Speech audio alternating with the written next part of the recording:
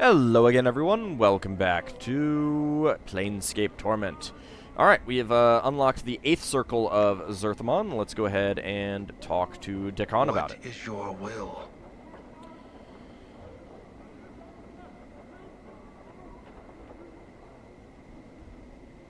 Let's see, let's talk about the teachings.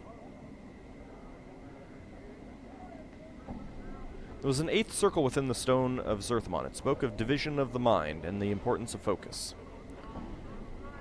Dekon falls silent. When he speaks again, his tone is quiet, almost reverent. What does this 8th circle speak of? It speaks of focus and discipline, about how not knowing oneself can physically divide the man. It also speaks of the weaknesses that division causes. It seems to me that it tells one to not only know themselves and take strength from that, but that your focus can reveal weaknesses in your enemy. I don't know, it speaks of focus and division, but I haven't found meaning in it. When I come to know its wisdom, I shall share it with you. Dekon is silent for a moment. Will you make this circle known to me? Let's unlock the 8th circle. Wow. 20,000 experience points, twice, and 2 items. As you take the circle and twist the links, 2 more plates slide from the interior and into your hands. As with the 7th circle, you have no idea where they came from, but the unbroken circle still seems intact. The 8th circle remains. Dekon watches you silently. There are 2 plates here. We should both study them, you and I. I think when you know the 8th circle, perhaps then you will know Zerthamon's heart, when he made the pronouncement of 2 skies. His words were not those of the Illithids, but of the people. Dekon stares at the plates, his eyes flickering over the geometries upon them, then looks up and matches your gaze. His blade bends, shifts, until the shimmering you noticed before has become a silver glow. He seems stronger somehow. Stronger and stronger. Strength increased permanently, +1, +2 dexterity, +2 constitution. Holy cow. Know that when death comes for you, know that I shall meet its blade with mine. Know that when all dies around you, know I shall live for your sake. When we die, Dekon, it shall be the same death. It shall be the pronouncement of 2 deaths as one. Updated my journal. Closing the circle. Achievement unlocked. Alrighty. Alright, I reloaded. Alright, 8th circle, 7th circle. Let's see. Missile of Patience. Range. Duration. Speed. Area of effect. Saving throw special. Okay. Copy the spell. Zerthamon's Focus, 50 feet, 5 seconds per level, speed 3, area of effect 1 creature.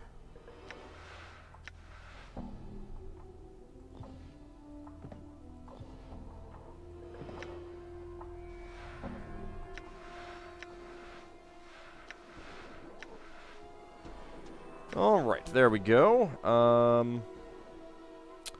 Let's take a look and see exactly what they do.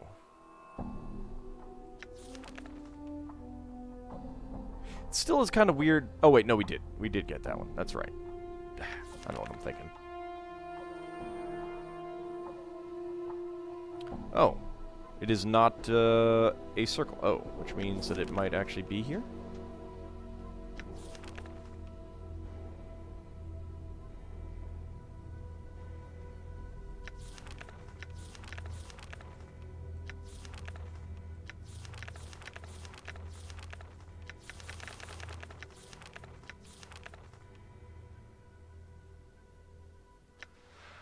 Alright, Zerthamon's Focus. This enchantment helps the target remember Zerthamon's teachings on the ways to channel one's mental and physical focus during battle.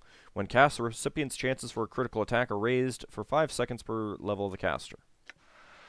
It's not bad.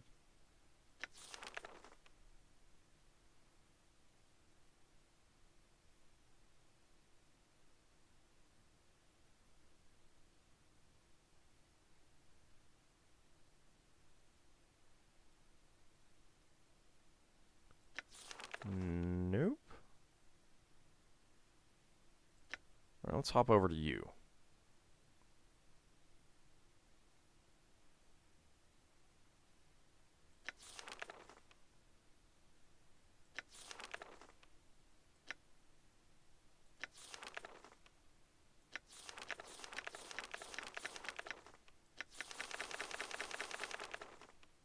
What the hell is that other spell?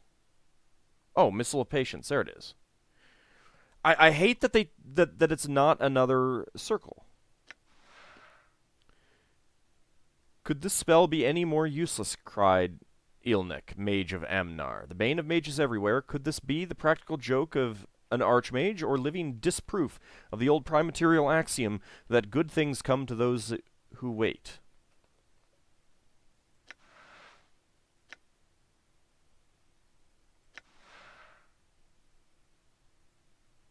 Huh. So what the hell is that supposed to do? I guess I have to just cast it and find out. Alright.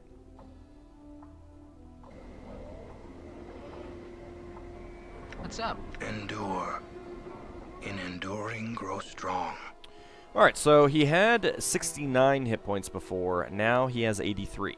Constitution up to 18. Dexterity up to 18. His strength is now 19. Bypassed 1800 entirely. I mean, 18 percentile strength entirely. Is there even percentile strength in this game? It doesn't look like the box is big enough for that. His armor class is -6.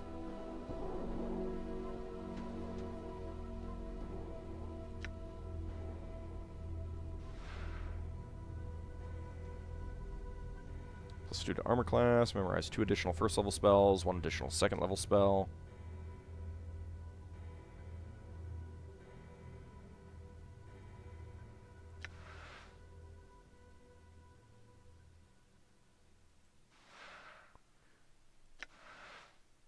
So that's taking him down to 5. 3.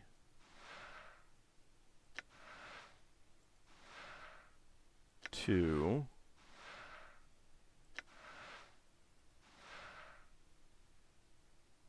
0.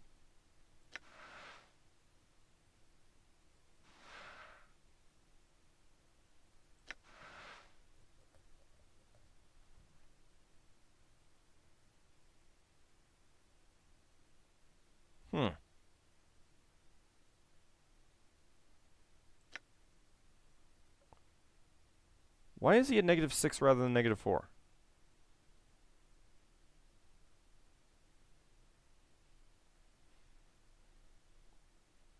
I don't know.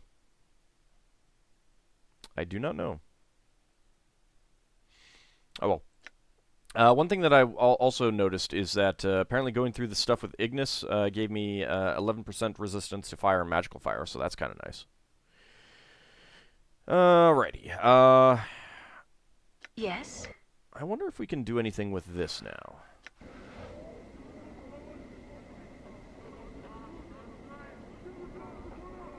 Nope. Alright. I think we can talk to Mort about some stuff, Hey, though. what's eating you, Chief?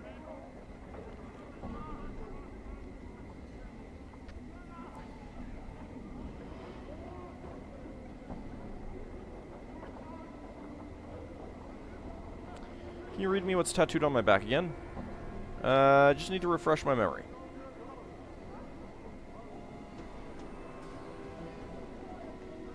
No, I think I want to hear all of it this time. Go ahead, refresh my memory. Alright, keep going. Go on, what does it say after that? What are you talking about, Chief? There isn't any more. What about don't trust the skull? Updated my journal. Oh, that bit at the end? Well, I figured it was washed, so I didn't read that line out loud. Oh, really? And what do you think it means? Do you think it refers to you? I doubt it. I mean, you can trust me, right, Chief? Are you lying to me, Mort? Ah, come on. What's your problem, Chief? I haven't steered you wrong yet. Yet. I don't like the fact that you didn't read me that line. And I'd like to know what else you've neglected to mention since we've been traveling together. Nothing. I told you everything. Well, almost everything, but nothing, dangerous. If there's anything else, I suggest you tell me now.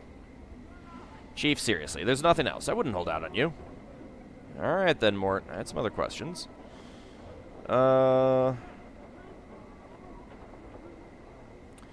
why didn't you tell me about that extra line of tattoos on my back? Okay, nope, that goes back there. So that you're a Mimir? Yeah, Mimir is a floating encyclopedia. You put information in, you get information out. But aren't Mimirs made of a silvery metal? So, maybe some are. Maybe some are, but I'm not. And there's stranger things on the plains than that, Chief. I don't think you're a Mimir, Mort. What are you? What's with the interrogation? What do you know about Mimirs anyway? I know enough to think you're lying to me. First, that bit about the missing line from my back saying not to trust you, then this. What am I supposed to think? Okay, I'm not a Mimir, but I know a lot of stuff, so I might as well be one. What are you, then? I'm a floating skull who knows a lot. What about that Batorian smell you have? What would you know about what Bator smells like? Unless... Hey, you've been talking about me with that Tanari, haven't you? What does she know? Well, she obviously touched on something. That is a Batorian smell, right? Well, yeah, but... Well, yeah, so I smell a little. Excuse me. Why do you smell like Bator? I was in the hells for a while, kind of a long while. The stench kind of grows on you. You were in the hells? What were you doing there? Well, that's a lot of experience points. See, well, there's this pillar on Avernus, the first layer of Bator. It's called the Pillar of Skulls, but it's more like a pillar, like the Pillar of Heads. To hear some bashers tell of it, it's supposedly made of the heads of Burks, mostly sages and scholars, who used their knowing of this and knowing of that when they were alive to stretch the truth a little, so much that they might have hurt or killed someone by doing it. Well, when I died, I ended up there. Funny, huh? Not really. Mort goes silent for a moment.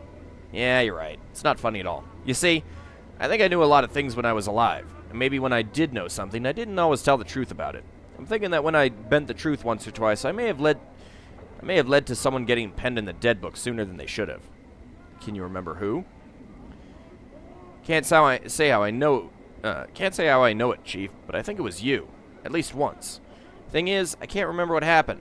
I don't even remember being human, or what I was even like before I woke up on the pillar. Why did you forget? That's pretty much the way of things when you die, as I'm sure you're no stranger to. You just forget. I figure I wasn't a sterling member of the community when I was alive. But hells, who is? Mort sighs. It's just that I can't help it. Nothing's worse than being honest all the time. Except being sentenced to the hells. That sounds a lot worse than telling the truth. Yeah, you're right. Again. Mort clicks his teeth. The way he does it reminds you of someone drumming their fingers. I guess just all that good and evil and lying and cheating catches up with you. And when I got penned in the dead book, it was my turn to pay the ferryman. So how did you escape the pillar? Updated my journal. Well, you helped me, Chief. When you showed up at the Pillar of Skulls, I pushed my way to the front. My obvious know-how and charm attracted your attention, and you knew that I was the head that knew the most. So I cut a deal with you. Deal? As Mort speaks, your vision seems to bleed into a fiery red, and you hear a howling, a horrible screaming tower of voices, chittering, screeching, hammering, all of them begging, screaming to be freed, and Mort's voice, faint, almost lost in the horde. He sounds desperate, frightened, and pathetically, tragically lost. You, Skull, speak. The howling voices fall silent, and you watch the tiny, red-lined skull, its cracked features cast into hellish light, turn its eyes up at you. Blood and ichor is streamed across its features, and its teeth chatter as if cold. I can help you. I know what you seek. All these heads, all their knowing. Just please, I beg you, free me. Let me help you. I'll tell you anything, everything. Will you? Swear it, Skull. Swear you will serve me until my end days, or here you will remain. I swear, I swear. Just please, please, free me. You watch as Mort sickeningly swallows his pride, almost a tangible thing. I beg you. Let me help you, please. Very well, I shall free you. Your vision slides as if you were moving, and the howling, screaming cacophony begins again. A nightmarish horde of howls and catcalls and taunts and insults. The feel of your hands sliding into the filthy quagmire of the pillar, the biting of fangs, mandibles, and your hands lock around the tiny skull, and ripping, tearing it from the pillar like an old scab. It is done. You look down at the bloody skull in your scarred hands, its eyes covered in ichor from the pillar, and its teeth chatter once, twice. It reminds you of a wailing newborn, helpless, and in the eyes of the man you once were, pathetic. I have freed you. Now your life and your death is mine, Mort. So I'm guessing that was the same incarnation as the one that chained Dekon, because, you know, basically the same thing being done to both people. Your vision swirls amid mists of the past drifting away, and Mort is still chattering on. We talked for a while, Chief, you and me, seeing whether the arrangement would work, and I think we both were really impressed with the other. So you invited me off the pillar, and I've kind of been with you ever since. What happened then? Well, I didn't know I'd lose most of the pillar's knowledge once I was out of it. I mean, how was I to know? I'd never been off the damn thing. But you were pretty understanding about it. You lost all the knowledge you said you had. Your vision swirls again, making you dizzy, and you feel your gut churn. You hear the cracking, snapping of bone, and Mort's howling in pain, screaming for someone to stop killing him, and your hand lashing out again and again, and... Damn you, Skull, you lied to me! I'll thrust you back in that damnable pillar and leave you there to die there! There's the clatter of bone against what sounds like metal, a floor or a wall, and the skittering of teeth knocked free. You can hear Mort mewling like a beaten dog for you to Know that your suffering on the pillar will be nothing to the torment I will make you suffer. Your vision swirls and Mort's cries ebb, fading into his chattering rhythm. So you realized I still had my uses, so I took up with you, and I've been with you ever since. Mort, what did I want from the pillar, and how long was it that I freed you? How long ago was it that I freed you? Mort thinks for a moment. Well, as for how long, I don't know the exact count, Chief. Ages, I suppose. I've done all I could to help you each time, but... Mort sighs. It's not easy. And as for what you wanted at the pillar, I don't know. Once you pried me off, I couldn't remember. Oh, maybe it wasn't the same incarnation. Mort, why didn't you say something when we were at the mortuary? Mort suddenly becomes defensive. Because I never know who you're going to be. Some of your incarnations have been stark raving mad. One time you awoke obsessed with the idea that I was your skull, and chased me around the spire trying to shatter and devour me. Luckily you were crushed by a passing cart in the street. Another good and lawful, you tried to thrust me back in the pillar because it's where I belonged. Mort smirks. That's why. Besides, no harm's ever come of you not knowing. So you've stayed with me all this time? I guess it wasn't the same incarnation then. Well, yeah, Chief. I said I would. Mort always keeps his promises. He pauses. Well, most of them. There was this one shit on Arborea who... You suddenly realize that Mort's tone has changed. Past the joke, you realize he's trying to hide something. Something about why he's with you. Mort, seriously, why are you still traveling with me? Chief, I said it's because I promised, alright? He looks irritating. What else could it be?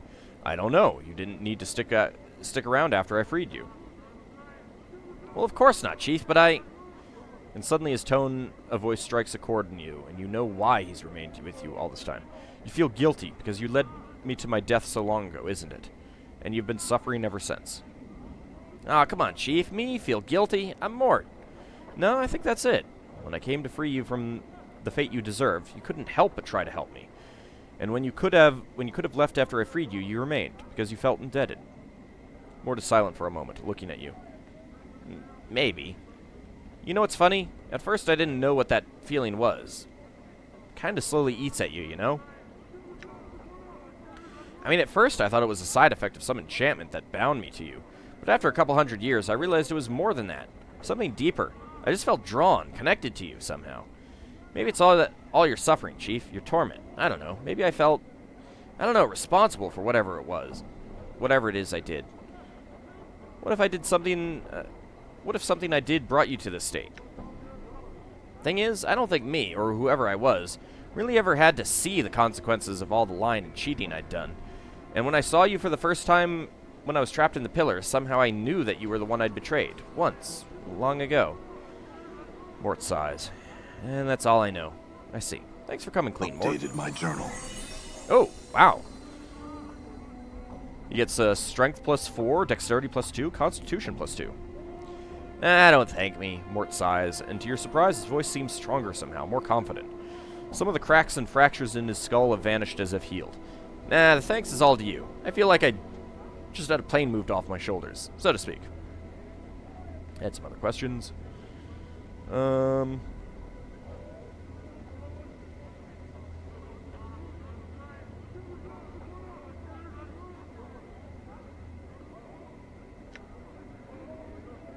flames grow within me. Achievement unlocked. Trust the skull, Ignis and hears you. Ignis gains a level. Level up. 4 hit points gained. 2 hit points gained from Constitution. Holy cow, 108 hit points now. Strength 16, so at least he's doing an extra +1 to damage. He's got a Dexterity of 18 and a Constitution of 18. Not bad at all.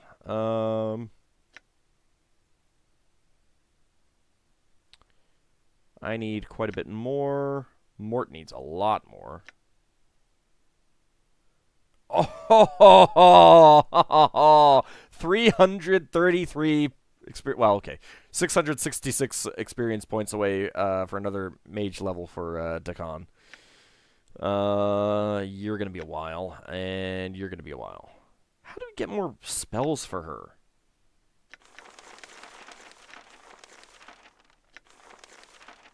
I mean, there can't just be Cure Serious Wounds at 4th level in this game, right? Right? Done. Alright, let's head back to the mortuary. Why not then? Just show it to me.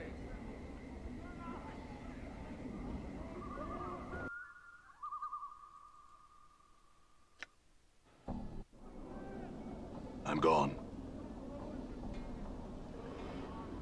I feel like there shouldn't really be that much time passing between the various hive sections.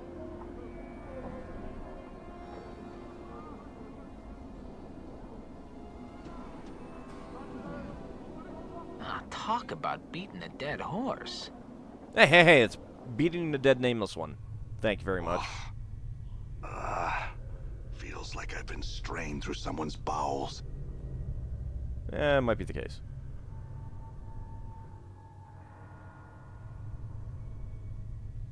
What am I still doing here? What do you think I'm still doing here? gone. I have stuff to do, sir. Important things to do. Like talk to zombies.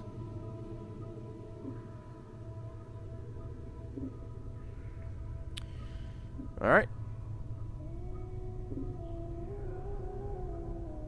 Zachariah? What? You? The zombie seems shocked, but gladdened. By the lady's gaze! His tone takes on a sense of wonder. Aren't you dead, Cutter? Who are you? It's so hard to peel away this filthy shroud skin and see old Zachariah the fool beneath. It is I, Cutter. Blessed be the powers I thought never to see you again. But you've changed too, as far as my ears can tell. Have you been making poor choices again? Zachariah wheezes from his throat hole. Alright, that sounds like a really awful insult. Be you dead too? It's a long tale, but no, I'm not dead. Well, Cutter, I suppose being dead's not something one would doubt. Though how can you talk to me? Your voice is as clear as a knife. What are you doing here? I'm a stable hand in the most lifeless place of all. Be it that I could pass beyond the eternal boundary and have a plane to call my home, but much of my soul was squandered, and now I am here. What's it like being a zombie? It's honest work. The stitching comes undone from Zachariah's mouth, and his lips peel back in what might be a smile. I care little for it. Had some other questions. What led you to the state? His voice drops as if ashamed. It's a hard path following in your footsteps, Cutter. And many terrible things did I see. I took to drink and became half sodden with the stuff. Once when I was sodding drunk, I signed my body off to the Dusties. Fate decided to kick me when I was down, and I died shortly afterward. Some other questions? What can you tell me about the mortuary? A place of the dead, run by the dead. There's some things not right here, though. Like what? I'll tell you the dark of it. There's a zombie that pretends to be a zombie, but isn't. I don't care much for knowing the reason why, but it's a strange thing. Which zombie is it? Even if my eyes allowed me to see him, I can't make sense of numbers. Here's how you'll know him, Cutter. His voice is wrong for a zombie. He doesn't respond the same way as the others. Anything else strange about the mortuary? Another thing, that old Githzerai, the one that keeps the preparation room. Doll. Oh, he's a Githzerai. He saved you from cremation a score of times. You're lucky to have a friend in that one. I know. I had some other questions. What can you tell me about my previous life? Why, have you forgotten yourself? In a manner of speaking, yes. Well, you were a strange one, always suspicious and watching for something. I reckon somebody like you had got enough enemies in your lifetimes, and there was no denying that anybody who messed with you ended up in the black chapters of the Dead Book. Anything else? Any specifics? You could be damnably ruthless, too, like when you made me sign that contract or abandon that one mewling chit on Avernus. We had a baller of a time as well. None of us ever even entertained the notion of it, to jump ship on your watch, son. Was that Dayanara? I think that might have been. I see. What else? Anything you could tell me would help me? At your core, you looked at what happened to you like taking territory in a war. Everything was like a battle to you, and you were the most ruthless bastard I ever near met. Naught else mattered except for solving that goal. Poor Dayanara, with her sobbing and pleading with you, didn't sway you none. The Gith warning you about your strategies, and poor Zachariah just trying to hold on when we hit the plains. You were tough. You were tough like you couldn't die, but we were only human. Well, you know, except for Dekon, who was not human. Now I guess we're all in the Dead Book. Or in and out of it, so to speak. Dayanara? That feisty chit who would be a soldier swore she'd follow you to Bator and back, and by the powers she was so addled with the thought of you without her that she did just that. Cared little for me or the Gith, and a bare little it was. She was wild with heart poison for you, she was. Proof she was balmy. I don't understand what the women folks saw on your scarred mug, but it set their blood a-boil. She was some rich scut from the clerk's ward, and you needed something from her, and the only price was that she came with you. What did I want from her? One of the darks I never did bring to light, Cutter. Perhaps you tell me? I don't know myself. I had some other questions. Aye? Can you tell me about my previous life, manner of speaking, anything else, any specifics?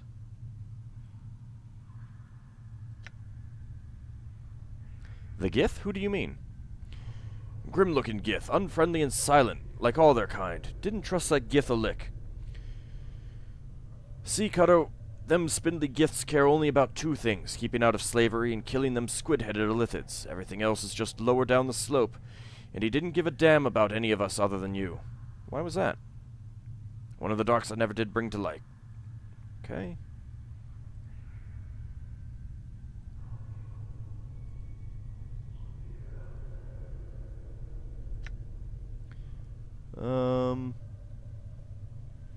So we did the Gith, we talked about Dayanara. Anything else? You left something when you left us, Cutter. You left a con without a master and the skull without a friend. Me? You stabbed something so deep inside me it never came out when I was alive. Caused my blood to run cold, it did, that thing sitting like a lump of lead in my chest. What is it? I don't know, but it changed me somehow, changed my insides. I was already dying when you put it in me, so I wasn't too concerned about it at the time. Can I have it back? It's buried pretty deep, but I have an idea where it is. Without a scalpel and some directions from me, you won't be able to get it out. You got a scalpel? Yes. Then open me up half a hand's width below the sternum and feel around for it. Do it. Little more to the left, little more. Your hand closes on an object. Pull it out. Gained item. You pull out a zombie liver. By the lady's gaze. Apologies, Cutter. I thought the dustman took all those organs out of us before pulling us out of the Dead Book. Give it another go. Maybe it's to the right. Do it again. There you go. Now go a little to the right and back. A little more. You feel something hard and cold. Slightly larger than you expected. I think that's it. Pull it out. Gained item. You're holding a blackened fist-sized object that is extremely heavy for its size. That's it, all right. Huh. Bigger than I thought it'd be. Is that... What is that? Looks like a heart. I think so. Thanks, Zachariah. I had some other questions. What can you tell me about my previous companions? A motley crew we were. A half-dead man who couldn't get himself penned in the dead book if he tried, so ugly all the powers of death wouldn't take him. A wailing advocate's daughter, a gith exile, a bobbing jackal-tongued skull, and a half-sodden blind archer like myself. You were a blind archer? That I was. You truly have forgotten, haven't you? All men see with more than their eyes, Cutter. Some of them better than others. I sensed the hearts of my foes, your foes, and my arrows always struck true. Ah, those were the times. The floating skull. That filthy talking skull was hankering for a bruising, so it was. Always smarting off, it was. Making fun of my condition. The wailing advocate's daughter. Okay. Got some of my other companions. The Gith.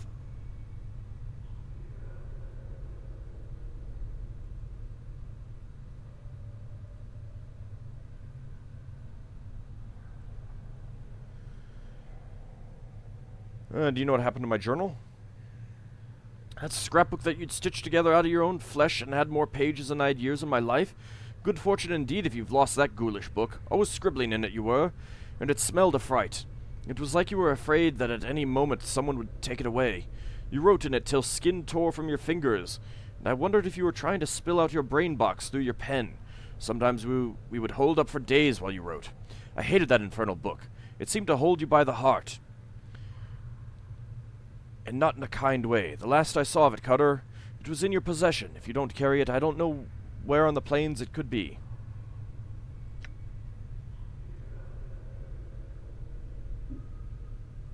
Got some other questions. I must leave. Farewell, Zachariah. Before you go, I need you to do me a slight favor, Cutter. What is it? His voice drops as if ashamed. I made some mistakes, some damned bad ones to be sure, and one of my biggest was signing that Dustman contract. If I hadn't been so sodden with Bub, I never would have done it. I regret it, and I was hoping you could set it right. How? The way I reckon, this body's gonna last a long time, and every day is too long for me. Could you maybe gut me again, Cutter, for old time's sake?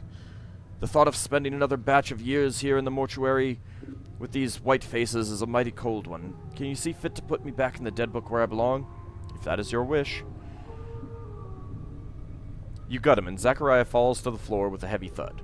There's a faint hiss from the body, and you see the chest heave once. Then, with a faint rattle, the corpse goes silent. Rest in peace, Zachariah. I'll take that. Alright, so we have Zachariah's heart.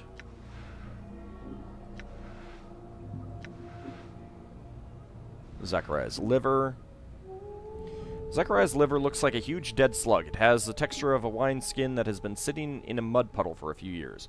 Enough embalming fluid has been pumped into the organ to preserve it, but the smell of rot and the smell of formaldehyde seem to be fighting for dominance. Alright, well, you have some identify spells.